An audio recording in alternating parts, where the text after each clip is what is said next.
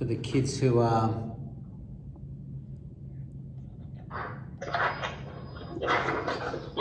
overseas.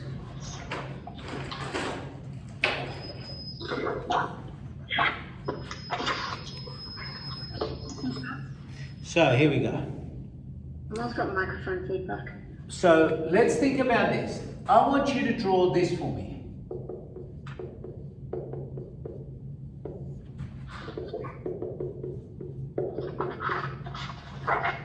What would that look like? Now you're going to have to remember stuff, which is always hard.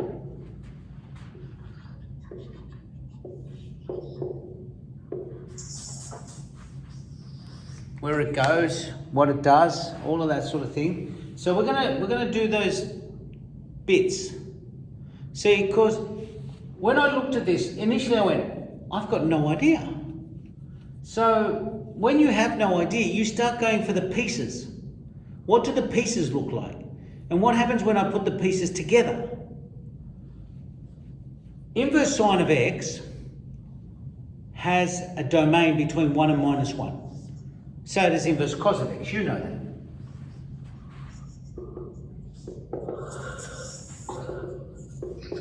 Now, I should have done this different. Let's give it the game away. Okay. Now, this is pi on 2 minus pi on 2.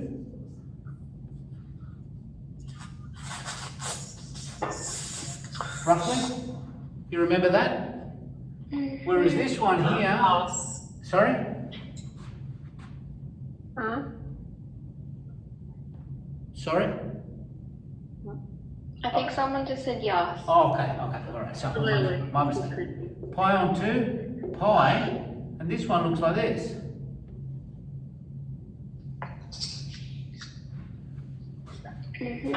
Okay. Up to and including this point. Now, my thing here is then, if that's the case, what would this look like?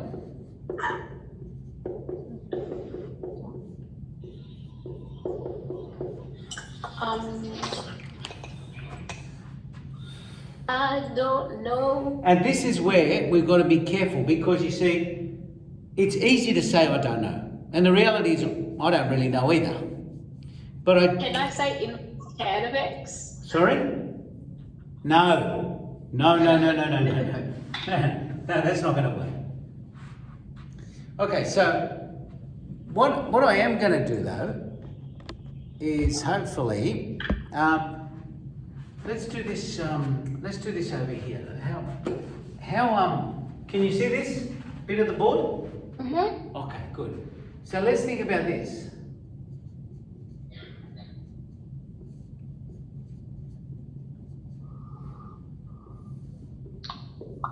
Now, just so you understand, I don't know what this looks like. But what I'm going to do is I'm going to try and find some points. Now, to me, the obvious point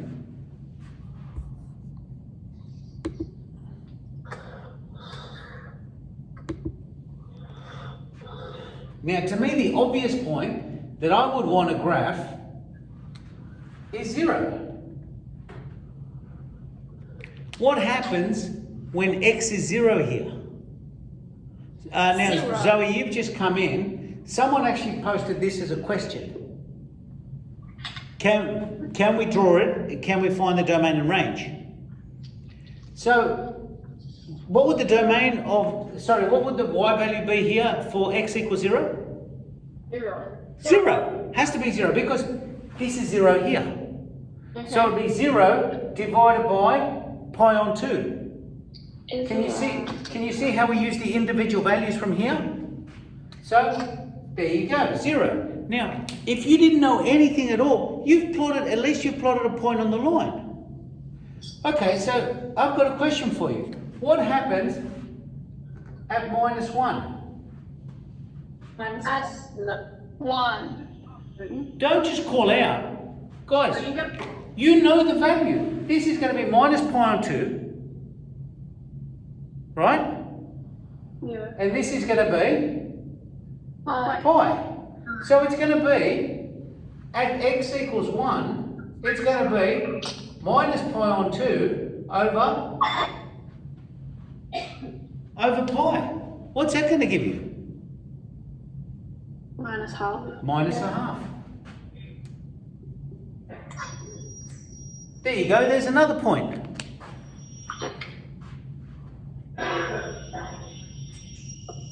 Okay. Can you think of another point that might be of interest? 1. Asymptote. 1, yeah. Like at 1, you are now, this is pi on 2, that's fine, but this is 0. So you're going to get division by 0, so that's not going to work. So there is actually going to be an asymptote here like this.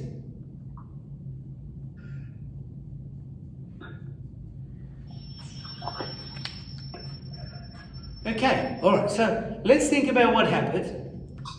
Let's pick a number that's close to 1. This is my y value for something that's close to 1. This is my y value for something that's close to 1. This is a number, I don't know what it is, but you know what's going to happen as I get closer and closer and closer to 1? This y value is going to get smaller and smaller and smaller and smaller until it's almost 0.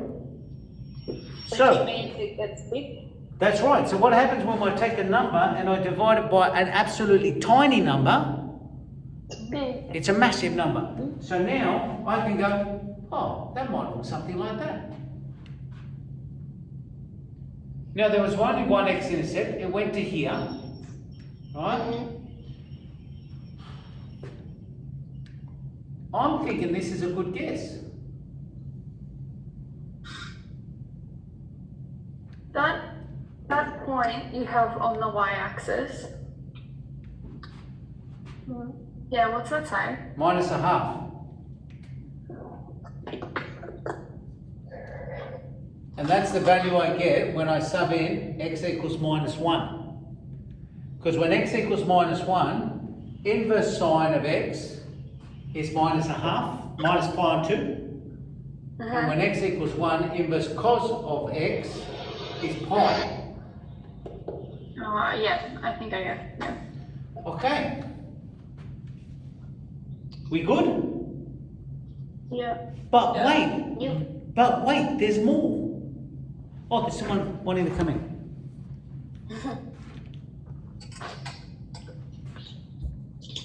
There we go. Hey Nicole. Sorry, I was just graphing this, but I'm actually videotaping it as well, so I'll put it up as a video in case you want to catch up. Now the idea was that I was going to graph the log of inverse sine over inverse cos. Someone put it up as a question. Now I thought this was a good one to do together because I don't know what that looks like, so I'm just going to break it up and do it piece by piece. So initially we did inverse sine, then we did inverse cos, and then we tried to piece the pieces together to see what inverse sine over inverse cos would look like. We sort of got that. But now we got to think about what happens with logs. Now, what are the rules for log functions or log graphs? What are you allowed to have? What are you not allowed to have? Can't be negative or equal to 0. Can't be negative or equal to 0. You know what that means? If I take a log value here of anything here, no good. Can't work. I can't take the log value of that value there at 0, because log of 0 won't work. So if you think of this as fx, right? Then what I want you to do, I'll rub this out. What I want you to do is I want you to think about, now, it's like the y value. What is the y value there? I want you to think about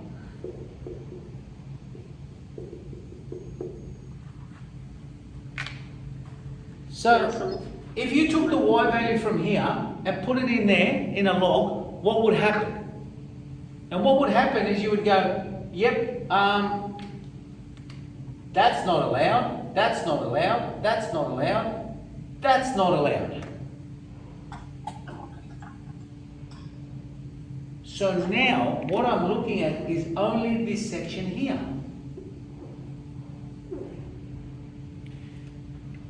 I have a question for you.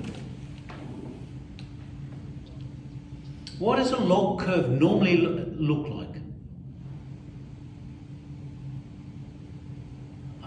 Someone did it the wrong way around. A log curve, this is your basic log curve, and it looks like this.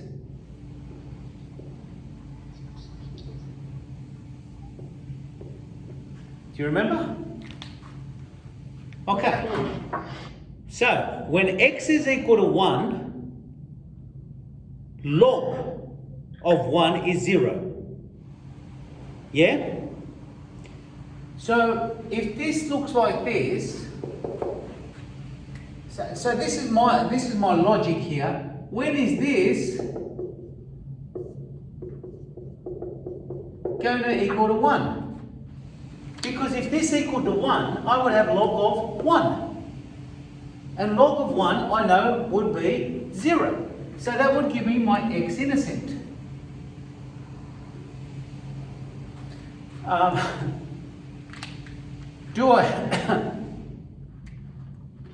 Does everyone agree that there is an asymptote at 0? Yeah. There is still an asymptote of 1?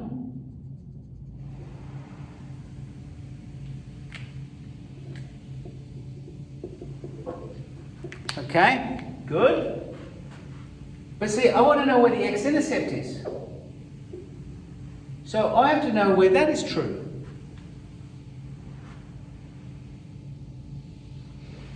Where is, oh hang on, where is this true?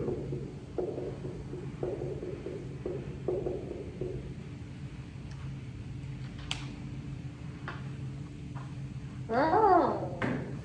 Where is that going to be true? You don't know? That's terrible. 1/2.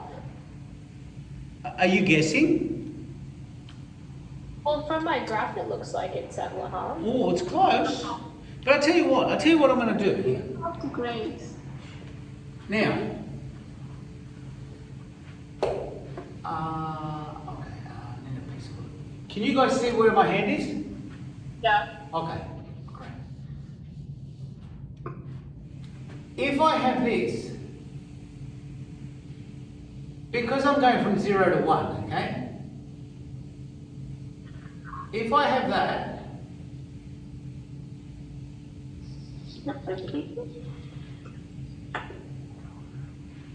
okay? Now, that is y equals sine x. Does anyone have any problem with that? That's pi on 2. We good? Yeah. Okay. Sorry, that's why it was cos x. I'm being dope. Yeah. Now, this here is y equals sine x. Where do they meet? Isn't it 1/√2? Yes, 1 on root 2. Very well done. Sorry,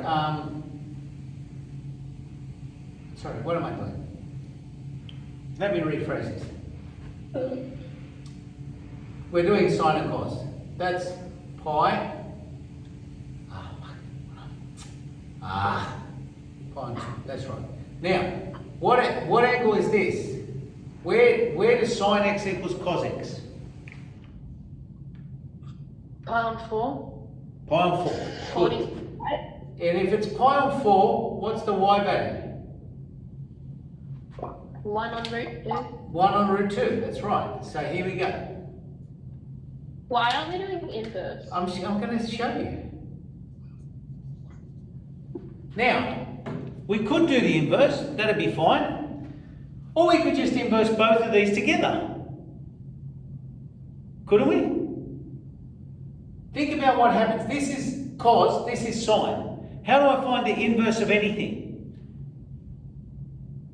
I rotate it, I flip it around the x-axis, around the y-axis, so x becomes minus x. And then I rotate it 180 degrees. But more importantly, guys, the x values swap with the y values and the y values swap with the x values for inverse functions, don't they? Can you hear me? Yeah. All right, think about it. When you inverse the function, the y values become the x values, don't they? Yeah. And the x values become the y values. Now, if I'm telling you that they meet for y equals 1 on root 2, for the inverse functions, they must meet when x equals 1 on root 2. See, if I look at this, they've got to meet here. What's 1 on root 2 as a decimal? 0.7. Right, let's do that. 0.7.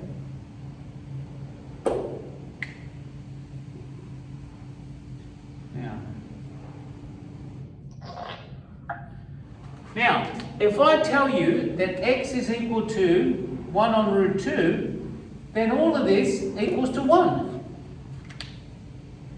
If all of this equals to 1, when x is 1 on root 2, then that equals to 1. So I have log of 1, which is 0.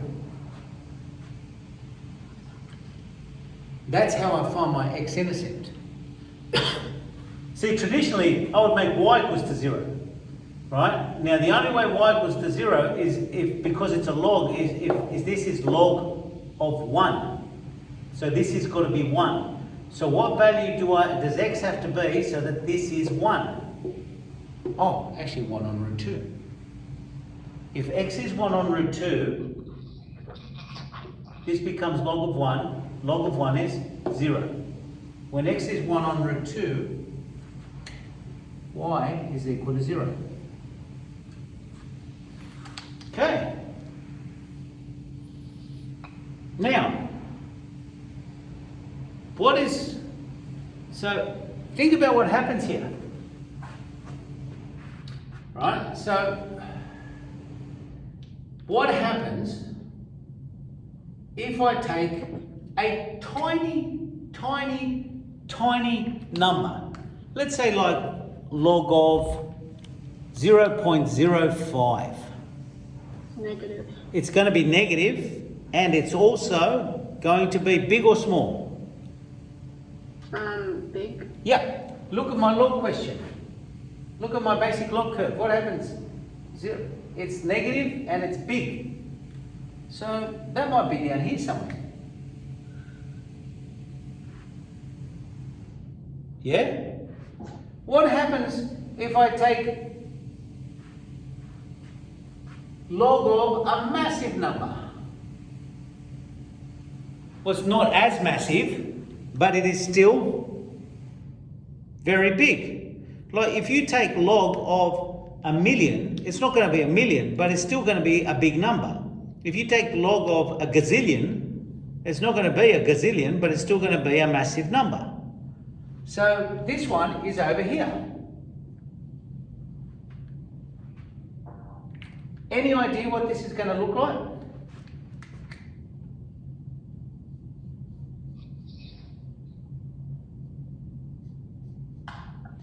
It's actually going to look like this, look. Wait, Mr. Bayers? Why did we find the x-intercept if it's asking for the domain? Oh, it's because they also ask you to graph it. Oh, okay. So they ask you to find the domain, and in this case here, the domain would be writing it in that crappy notation would be this.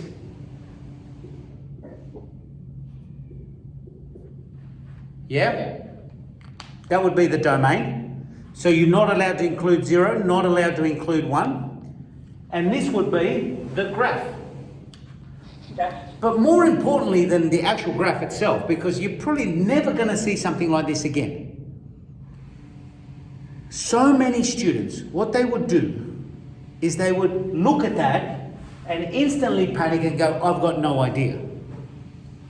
But you knew the basic sine curve, you knew the basic cos curve, you knew what a log function looks like, and it was the idea of just pulling them all slowly together and thinking about individual points.